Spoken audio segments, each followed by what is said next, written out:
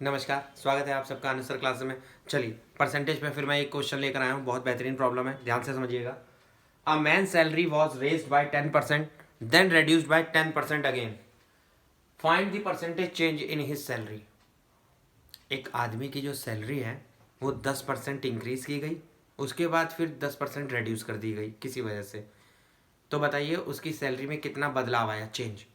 सबसे पहले तो मैं आपका ये डाउट क्लियर कर दूं, कहीं आप ये सोच रहे हो कि अगर 10% इंक्रीज कर दिया और फिर 10% रेड्यूस कर दिया है, पहले इंक्रीज करी 10% और बाद में 10% रेड्यूस करी है, तो इसका मतलब सर कोई फर्क नहीं पड़ा। बिल्कुल गलत। अब कैसे, ये पॉइंट समझना। सबसे पहले 10% इंक्रीज करी गई है। अगर 10% इंक्रीज करी है तो उसकी सैलरी हो गई कुछ समथिंग, पहले 5 रुपये थे, अब बढ़ के मान लो 6 रुपये हो गए, सपोज है, ऐसे सपोज कर रहे हैं। अब उसकी 10% रेड्यूस कर दी, तो वो जो 10% रेड्यूस करी वो 5 रुपये का नहीं हुआ बेटा, 6 रुपये का 10% रेड्यूस करना है।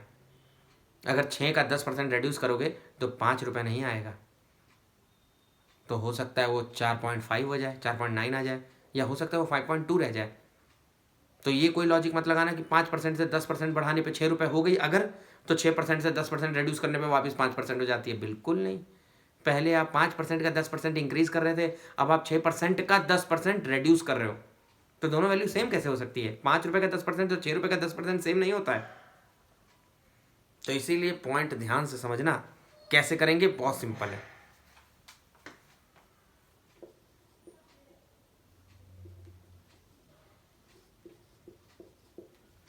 Let salary be x.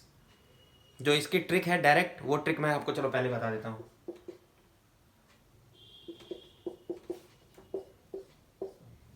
1 + 10% increase कर दी सैलरी का, और फिर रिड्यूस कर दिया,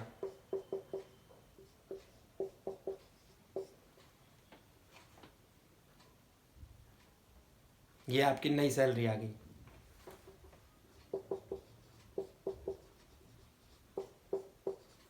A+B A- भी लगा रहा हूँ बेटा, A+B A-B, ये डायरेक्ट ट्रिक वालों के लिए, कॉम्पिटिशन वालों के लिए।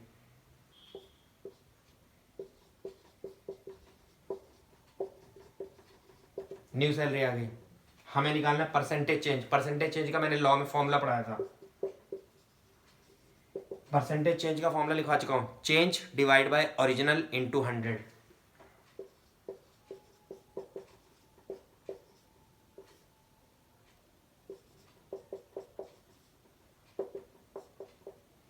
Change divide by 100 into original.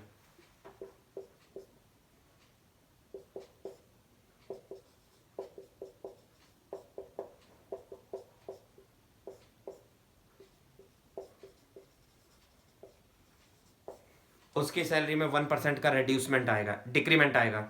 Minus sign नहीं होता है, पता है ना, हमारा आंसर माइनस में आ रहा है, और मैंने आपको बताया था माइनस साइन हटा के ब्रैकेट में लिख देंगे रेड्यूस। 1% रेड्यूस कर जाएगी उसकी सैलरी ओरिजिनल वाले से। सोचो 10% बढ़ाई और फिर 10% घटा दी, तो सेम नहीं आया, घाटा ही हो गया, 1% कम हो गई सैलरी पहले से। ये डायरेक्ट है। चलिए अब करते हैं।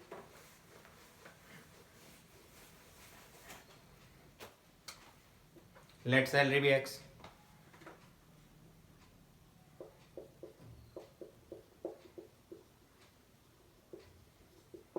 अगर 10% इंक्रीमेंट कर दिया जाए तो क्या होगा? फॉर्मूला इंक्रीमेंट का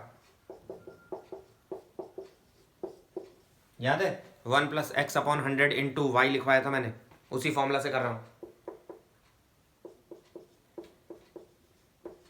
ये मेरी सैलरी हो गई इंक्रीमेंट के बाद, अचानक से फिर 10% रेड्यूस कर दी बेटा।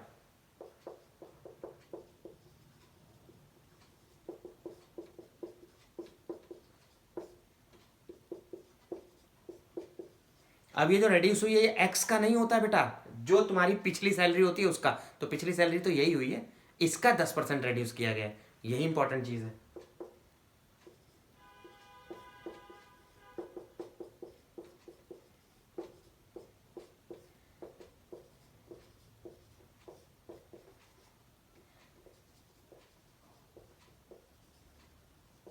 अब आपको याद हो परसेंटेज चेंज,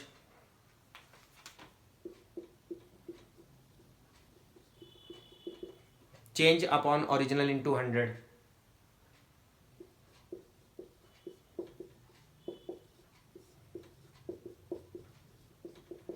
याद रहे, change upon original into 100, change याद है ना, नई माइनस पुरानी, यानी new minus old,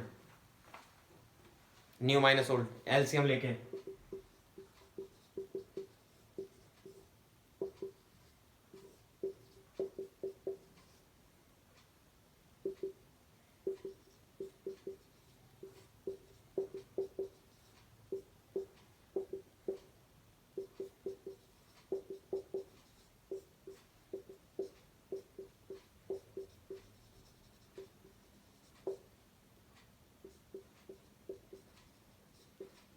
percentage change 1% reduced बेटा, माइनस साइन नहीं लगा रहा हूं, ऐसा चेंज में कोई साइन नहीं होता है, माइनस साइन इंडिकेट्स नुकसान में है, डिक्रीमेंट, 1% रेड्यूस हुआ है बेटा।